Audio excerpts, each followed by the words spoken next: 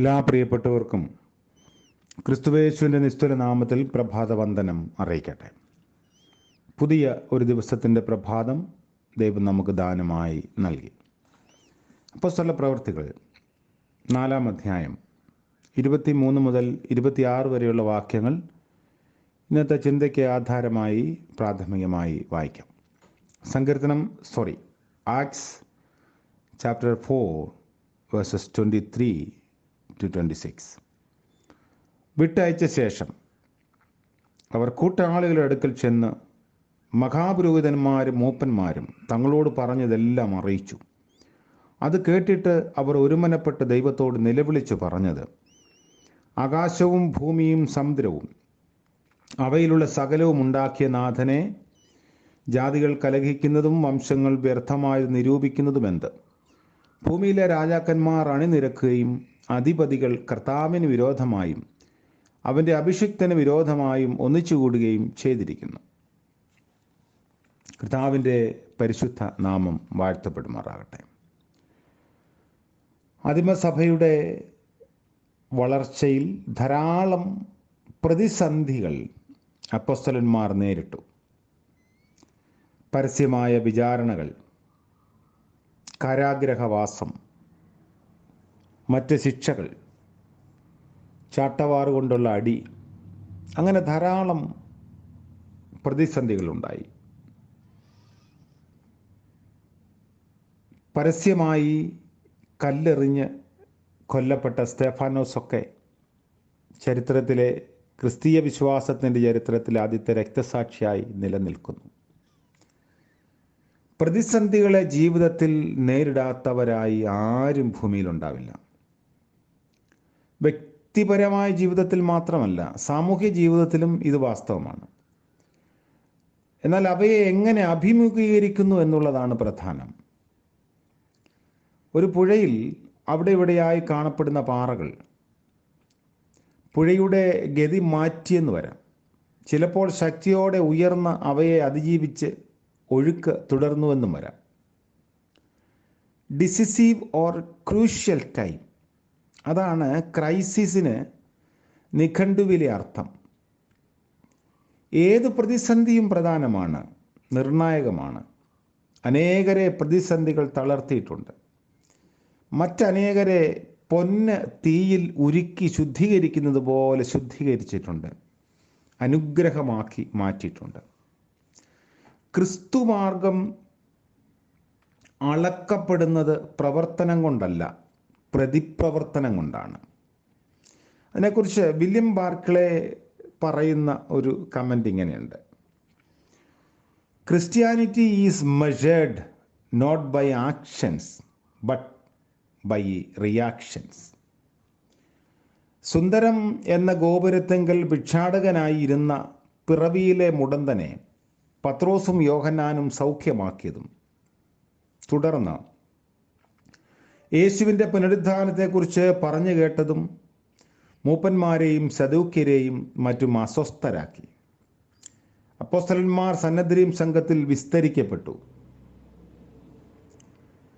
മഹാപുരോഹിതൻ അധ്യക്ഷനായുള്ള 71 പേരടങ്ങുന്ന സംഘമാണ് സന്നിധി സംഘം. വധശിക്ഷ ഒഴിച്ച് മറ്റെന്ത് ശിക്ഷ വിധിക്കുവാനും അധികാരമുള്ള ഉന്നത സമിതിയായിരുന്നു ഇത്. ചില ആഴ്ചകൾക്ക് മുൻപ് യേശു വിസ്തരിക്കപ്പെട്ടത് ഈ സമിതിയുടെ മുൻപിലായിരുന്നു. യേശുവിനെ വധിക്കണമെന്ന ദുരുദ്ദേശത്തോടെയാണ് പിലാത്തോസിന്റെ മുൻപിലേക്ക് അയച്ചത്. ചില ആഴ്ചകൾക്ക് മുൻപ് തങ്ങളുടെ ഗുരുവിനെ വിസ്തരിച്ച സമിതിയാണ് അപ്പോസ്തലന്മാരെയും വിസ്തരിക്കുന്നത്. എന്നാൽ തളരാതെ വ്യക്തമായി പ്രതികരിക്കാൻ അവരെ പരിശുദ്ധാത്മാവ് ശക്തീകരിച്ചു. 4-ാം അധ്യായത്തിൻ്റെ 8-ാം വാക്യം വായിക്കുമ്പോൾ പത്രോസ് പരിശുദ്ധാത്മാവ് നിറഞ്ഞവനായി അവരോട് പറഞ്ഞത് എന്ന് നമ്മൾ കാണുന്നു. പരിശുദ്ധാത്മാവ് കാര്യസ്ഥനാണ്, പക്ഷപാതം ചെയ്ത് സഹായിക്കുന്ന സ്നേഹിതനാണ്. സംഭവത്തിന് സാക്ഷിയായിരുന്ന മനുഷ്യൻ അവരോട് ചേർന്ന് നിൽക്കുന്നത് കണ്ടപ്പോൾ എതിർപ്പറവാൻ സന്നദ്ധരീം സംഘത്തിന് ഒരു പഴുതുമില്ലായിരുന്നു. നിഷേധിക്കാൻ കഴിഞ്ഞില്ല. ദൈവത്തിൻ്റെ പരിശുദ്ധാത്മാവ് അവരിലും ക്രിയ ചെയ്തു എന്ന് വിചാരിക്കുന്നതിൽ തെറ്റില്ല. അപ്പോസ്തലന്മാരുടെ ഉപദേശവും സ്വാധീനവും ജനങ്ങളുടെ ഇടയിൽ പരക്കാതിരിക്കാൻ യേശുവിൻ്റെ നാമത്തിൽ അശേഷം സംസാരിക്കരുത്, ഉപദേശിക്കരുത് എന്ന് തർജ്ജനം ചെയ്തു. അങ്ങനെ അവരെ വിട്ടയച്ചു. 18-ാം വാക്യത്തിലും 21-ാം വാക്യത്തിലും നമ്മളത് വായിക്കുന്നുണ്ട്. സന്നദ്രീം സംഘത്തിൻ്റെ നിരോധനാജ്ഞയെ വിശ്വാസ സമൂഹം പ്രതികരിച്ചത് എങ്ങനെയാണ് എന്ന് നമ്മൾ നോക്കുമ്പോൾ 23-ാം വാക്യം, അവർ ഒരുമനപ്പെട്ട് പ്രാർത്ഥിച്ചു എന്ന് നമ്മൾ കാണുന്നു. അവർ ഒരുമനപ്പെട്ട് ദൈവത്തോട് നിലവിളിച്ചു. പ്രാർത്ഥനയുടെ പര്യായമാണ് നിലവിളി.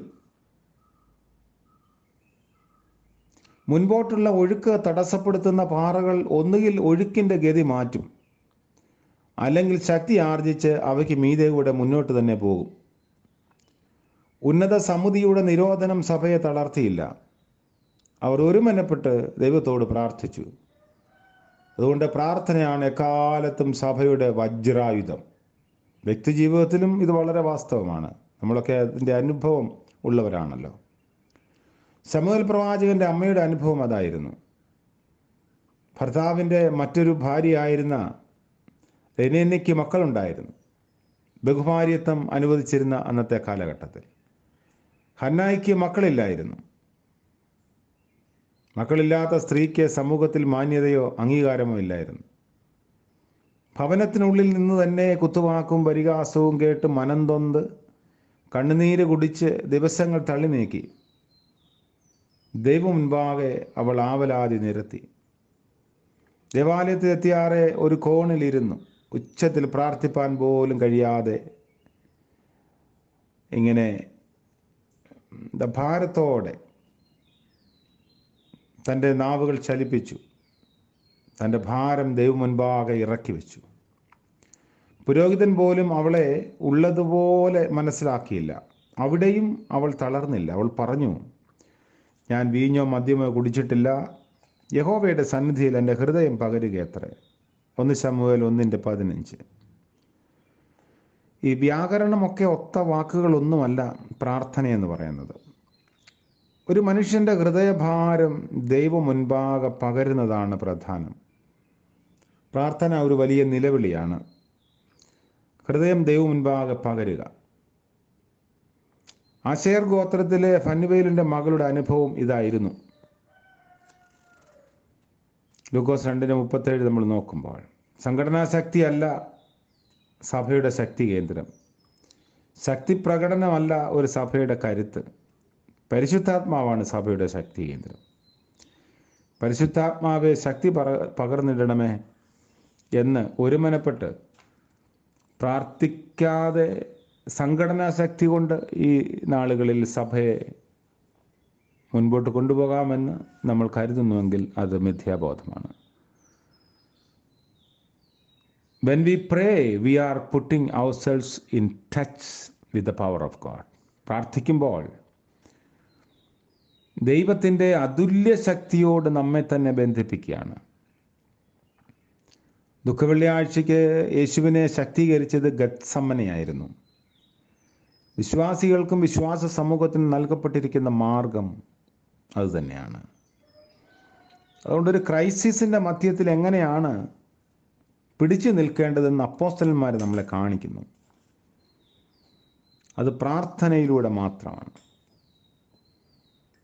കാരാഗ്രഹത്തിൻ്റെ അനുഭവവും കല്ലെറിയുന്ന നൊമ്പരങ്ങളും ഒറ്റപ്പെടുത്തലുകളും പരസ്യമായ വിചാരണകളും പരിഹാസങ്ങളും ഒക്കെ ഒരു വലിയ പ്രതിസന്ധിയുടെ മതിൽ ഉയർത്തിയപ്പോൾ അതിൽ തകർന്നു പോകാൻ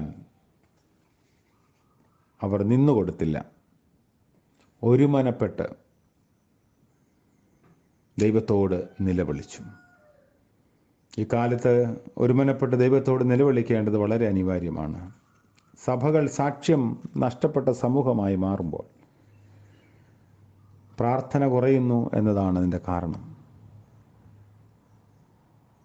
ബാഹുല്യത്തിലും സംഘടനാ മികവിലും നമ്മൾ ശക്തരാണ് എന്ന് കരുതി ആശ്രയിക്കുമ്പോൾ പരാജയത്തിൻ്റെ പാലം നമ്മൾ തന്നെ നിർമ്മിക്കുകയാണ്. പരിശുദ്ധാത്മാവാണ് സഭയെ നയിക്കുന്നത്. അതുകൊണ്ട് ഒരുമനപ്പെട്ട് നിലവിളിച്ച് പ്രാർത്ഥിക്കാൻ സാധിക്കണം.